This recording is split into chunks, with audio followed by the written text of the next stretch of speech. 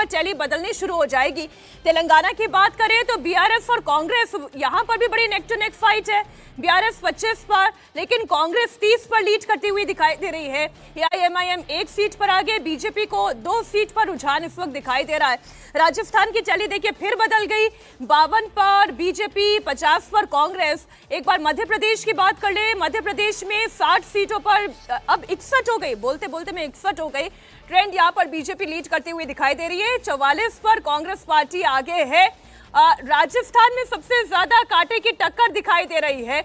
और जैसा कि रजत सर आप कह रहे थे कि छत्तीसगढ़ में भी सरप्राइज की बात अगर बीजेपी के लीडर्स कह रहे हैं, तो अभी की टैली ये कहती है कि कांग्रेस 30 पर आगे है, बीजेपी 25 पर आगे है, एक अन्य के खाते में दिखाई दे रही है। और ये रुझान, विजय लक्ष्मी, मैं एक बार आपको भी इसमें इन्वॉल्व कर लूं, क्या छत्तीसगढ़ में कोई सरप्राइज एक्सपेक्ट किया जा सकता है? देखिए, कांग्रेस के नेता तो एक्सपेक्ट नहीं कर रहे हैं कोई सरप्राइज, लेकिन ये पोस्टल बैलेट है और इसमें देखिए बहुत क्लोज दिख रहा है 25 और 30। इस तरह का उम्मीद तो कांग्रेस पार्टी नहीं कर रही थी। और राजस्थान में क्योंकि पोस्टल बैलेट खुल रहे हैं, केंद्रीय कर्मचारियों का वोट जो है वो उसमें होता है, और ओपीएस जो है बड़ा एक पोल प्लैंक था कांग्रेस पार्टी का, जिसको लेकर के अशोक गहलोत जो है वो चुनावी मैदान में थे। चिरंजीवी योजना और ओपीएस पर कांग्रेस को बड़ी उम्मीद थी कि केंद्रीय कर्मचारी एक मुश्त उनको वोट देंगे। लेकिन अगर यहाँ पर बराबर टैली है तो मुझे लगता है कांग्रेस पार्टी की जो उम्मीद थी केंद्रीय कर्मचारियों से वो नहीं है, शायद इसीलिए बराबर टैली दोनों की। एक लक्ष्मी, सिलेंडर को लेकर भी खूब चर्चा चल रही थी, और वो सिलेंडर वाले में तो ऐसे लग रहा था बोली लग रही हो। एक 600 की बात करता तो अगला 500 की बात करता, अगला 800 पर आता, तो कांग्रेस पार्टी कहते हम तो 450 में देने वाले हैं।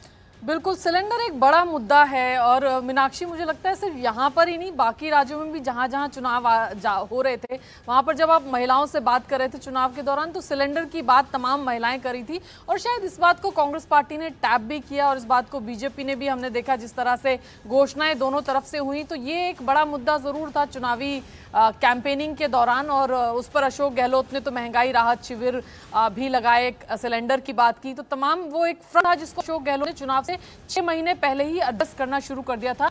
बाकी राज्यों की तुलना में देखें तो अशोक गहलोत, उस पर उनका रिस्पॉन्स, उनका रिएक्शन जो था वो बहुत प्रॉम्प्ट था। उन्होंने टैप किया उसको, और गारंटीज के जरिए एक नया वोट बैंक क्रिएट करने की कोशिश कांग्रेस पार्टी कर रही है। वो वोट बैंक है बेनिफिशरीज का, और ये जो एक्सपेरिमेंट है ये कर्नाटक में काम आया। कांग्रेस को लगता है कि जात और धर्म से आगे उठकर बेनिफिशरीज का एक नया वोट बैंक बनाया जाए और एक्सपेरिमेंट जो पैटर्न 8 बजे से शुरू हुआ वो अभी तक कायम है। राजस्थान में बिल्कुल बराबरी का मामला दिखाई दे रहा है, भाजपा 56, कांग्रेस पार्टी। मध्य प्रदेश में बीजेपी थोड़े गैप के साथ आगे चल रही है, 65 सीटों पर इस वक्त लीड कर रही है। 53 सीटों पर इस वक्त कांग्रेस पार्टी जो है वो लीड करती हुई दिखाई दे रही है। लेकिन एक खबर रजत जी रायपुर से आ रही है। रायपुर दक्षिण ये बीजेपी का अभेद किला है। कांग्रेस यहां कभी नहीं जीती और लगातार 33 साल से यहां जीतती रही है। 7 बार बृजमोहन अग्रवाल विधायक बने हैं। यहां करीब 28,000 मुस्लिम वोटर्स हैं, करीब 26,000 ब्राह्मण वोटर्स हैं। तो कोई जातिगत समीकरण यहाँ काम नहीं आता है। बृजमोहन अग्रवाल काफ़ी पॉपुलर हैं, हर परिवार में उनकी पहुंच है, उनकी अच्छी एक पैठ है इस इलाके में, इसका फायदा उनको होता है। और छत्तीसगढ़ में आप देखिए कांग्रेस पार्टी अब थोड़ा गैप बढ़ाती जा रही है बीजेपी से। 25 पर भाजपा है, 36 पर कांग्रेस पार्टी है। राजस्थान में बिल्कुल बराबरी की टक्कर दिख रही है, और एमपी में बीजेपी थोड़ी लीड लेकर आगे इस वक्त चल रही है। शिवम त्यागी जवाब देना चाह रहे थे अतुल लोने पाटिल को। शिवम त्यागी, शिवम हमारे साथ इस वक्त नहीं है, लेकिन आप लगातार नतीजा आप नजर रखें तो राजस्थान में कुछ नहीं कहा जा सकता अभी, और वोटों की गिनती शुरू हुए 35 मिनट हो चुके हैं। और बिल्कुल राजस्थान को लेकर समीर जी का एक ओपिनियन है, फिर मनोज यादव जी भी हमारे साथ जुड़ गए। मैं आपके पास भी आऊंगी मनोज जी, लेकिन समीर जी पहले। राजस्थान को लेकर मुझे लग रहा है कि जो 17 नए जिले अशोक गहलोत ने बनाए थे, जिसमें 52 सीटें आती हैं 17 जिलों के अंदर, मुझे लग रहा है वो अशोक गहलोत के फेवर में, क्योंकि वहां पर काफी सारे नए जिले की मांग हुई थी, और अशोक गहलोत ने लगातार 17 जिले वहां नए बना दिए। तो 52 सीटों के अंदर वो जो सीटें हैं वो कांग्रेस का इस बार फेवर में जाती हुई दिख रही है। इसमें से एक केकड़ी भी है, और रघु शर्मा वहां से आगे चल रहे हैं। मनोज यादव जी हमारे साथ जुड़े हुए हैं भारतीय जनता पार्टी की ओर से। प्रवक्ता मनोज जी, बड़ा कांटे का मुकाबला राजस्थान में, मध्य प्रदेश में बीजेपी लीड करती हुई नजर आ रही है। छत्तीसगढ़ में बीजेपी कहती है सरप्राइज देंगे, लेकिन बीजेपी 23 पर है। तेलंगाना की बात की जाए तो यहाँ पर कांग्रेस जरूर बढ़त पर है। देखिए, भारतीय जनता पार्टी माननीय नरेंद्र मोदी जी के नेतृत्व में तीनों स्टेट के अंदर निश्चित रूप से प्रचंड बहुमत से जीतेगी, क्योंकि मैं आपको 2-3 चीजें बता रहा हूं। मैं छत्तीसगढ़ में 1.5 महीना रहा।